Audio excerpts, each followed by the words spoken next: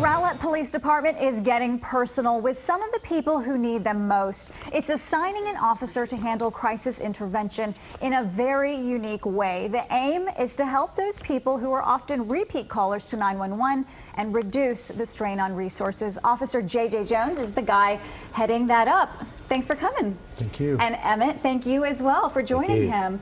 So now, Officer Jones, I wanted to call you Officer Jones, and you said, no, just call me JJ, because that's really what this is all about. How does this program work? Well, this program started with just an idea. When I was on patrol, I talked to the guys I worked with, and I brought this idea up to them. They go, it's all great. You know, we see the same houses over and over and over.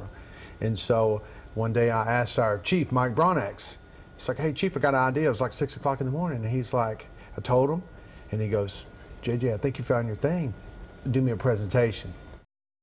And so what is it that you do? I mean, you specifically focus on crisis intervention, and the idea, I think, is to have a real personal connection. Right. It's building relationships with people, and I don't always use crisis intervention. I do crisis assistance. Everybody has bad days.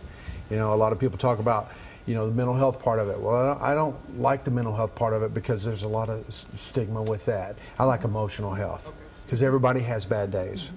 Part of your approach is not showing up in a uniform, riding around in an unmarked vehicle. Right. I patrol usually are on scene first, and then if I get a call out if they need me or what, and I'll come in this uniform. So you got 3 or 4 guys wearing blue, you know, traditional uniforms, and then I show up in this in a white Crown Vic, and I just start talking to them. I shake their hand, and you know, we go from there. I give them a pamphlet and kind of explain what I do, because you know, with so much distrust in today's world, especially with law enforcement, I try to show hey, we're all people, and I understand, and I'm here to try to help you. Emmett, you are one of the people who has had these conversations with JJ, and tell me a little bit about that and how you guys made this connection. Well, I was one of the callers that was frequently in some kind of issue. You know, I was under a lot of medications after I had my amputations, and you know, tried drinking all kinds of things to create, and it just created more problems. And finally, they introduced JJ to me, and he's truly been a great voice for me into the community, and brought me resources, and been a good friend, and really just helped me through this last couple of years. It's been quite a strain. Yeah, the emphasis on friend. Yes. Did you ever think that you would have a friend in law enforcement? Well, no. No, certainly, but he's a great guy, and we have lunch together, and you know, he's welcome at my house anytime, and so it's been a really a godsend to know him, and I'm glad that he's part of my life. It's no doubt.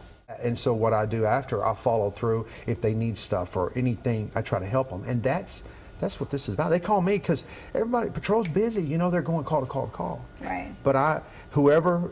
You're the guy that makes the personal connection. Yes, that is exactly what I do. Excellent. And it's from whatever. And some of the stuff is off the chart. Well, it takes a special person to do that, and I'm so glad that he reached you. Thank you both for coming in. Thank you. Thanks.